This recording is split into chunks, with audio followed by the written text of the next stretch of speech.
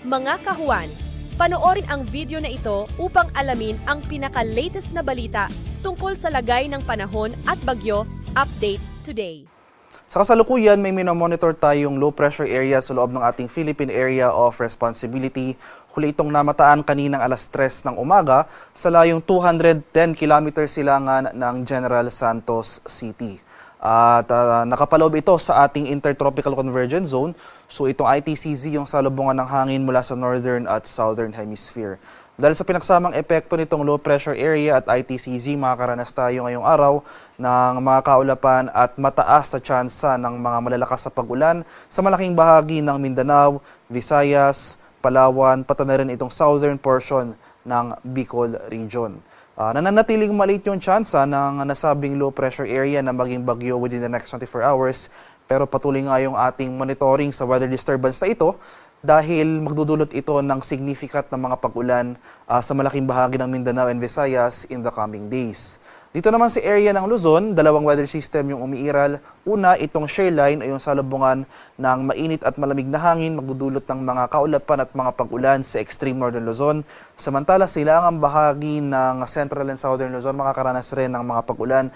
Dulot naman ng easterlies o yung mainit na hangin galing sa Karakatang Pasipiko. So generally fair weather conditions sa ating inaasahan for Metro Manila and the rest of Luzon, maliban na lamang sa mga isolated rain showers or localized thunderstorms. Kaninang 5 a.m. nag-issue po tayo ng weather advisory. Ito yung ating 24-hour na rainfall forecast sa ilang areas ng Mindanao, Visayas at sa Palawan. So for today or for the next 24 hours, asahan natin itong mga pag-ulan na dulot ng low pressure area. Malalakas sa pag-ulan, posibleng umabot ng 50 to 100 millimeters dito sa mga probinsya ng Southern Leyte, Dinagat Islands, Surigao del Norte, Surigao del Sur, Agusan del Norte, Camiguin at Misamis Oriental. At dahil nga inaasahan nating paggalaw o movement ng low pressure area na ito ay generally westward or west-northwestward. So inaasahan natin yung posibleng paggalaw nito dito sa northern portion ng Mindanao sa mga susunod na oras. And for tomorrow, possible na location na ng low pressure area, mag-emerge na ito sa may Sulusi. So for tomorrow, ito yung mga lugar na kung saan pinakamalapit sa magiging location itong low pressure area. At ito rin yung mga lugar na makakaranas ng mga malalakas sa pag-ulan na dulot ng sama ng panahon na ito. So for tomorrow, magpapatuloy itong 50 to 100 millimeters sa pag-ulan. Possible moderate to heavy rains over Palawan, Antique, Negros Occidental, Negros Oriental, Siquijor, Misamis Occidental at sa Zamboanga del Norte. Kaya sa mga nabanggit ko pong lugar for today and tomorrow, ito yung mga lugar na shaded ng yellow, maging handa po tayo at alerto sa mga banta ng flooding at landslides dahil inasahan natin na posibleng tuloy-tuloy yung mga pag-ulan na ating mararanasan within the next 2 days. Sa kalagayan naman ating karagatan, walang gale warning na nakataas pero iba yung pag-iingat pa rin sa ating mga kababayan na maglalayag dito sa northern and western seaboards ng northern Luzon dahil posible pa rin tayo makaranas dyan ng katamtaman hanggang sa maalong karagatan. At ito naman yung ating magiging weather outlook sa mga susunod na araw. So for tomorrow, araw ng Lunes, magpapatuloy nga yung mga pag-ulan sa ilang areas ng Mindanao at Visayas, pati na rin sa ilang areas ng Southern Luzon. So dahil lang sa pagtawid nitong low pressure area dito sa northern portion ng Mindanao. Asahan natin itong mga kaulapan at mga kalat-kalat na pag-ulan at thunderstorms dito sa western sections ng Visayas at sa Mindanao.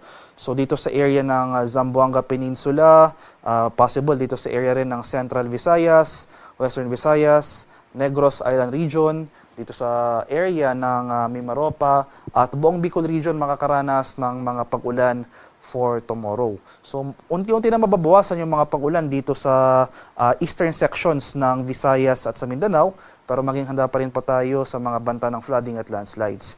Pagsapit naman ng araw ng Martes, magpapatuloy yung mga kaulapan at mga kalat-kalat na thunderstorm sa dulot nitong low pressure area or at the very least yung trough o extension ng low pressure area dito sa bahagi ng Central Luzon and Southern Luzon including Metro Manila. So sa mga rehiyon po yan ng Central Luzon, Metro Manila, Calabarzon, buong Mimaropa at buong Bicol Region. So by Tuesday, possible yung low pressure area nandito na sa may West Philippine Sea sa kanluran ng Palawan. So ito yung time period na kung saan hindi natin inaalis yung posibilidad ng development into a tropical cyclone. So at which that time ay patuloy na itong palayo sa ating bansa. Pero ayun nga, yung trough o extension ng low pressure area na ito posibleng magdulot ng mga pag-ulan at kaulapan sa malaking bahagi ng Central and Southern Luzon including Metro Manila.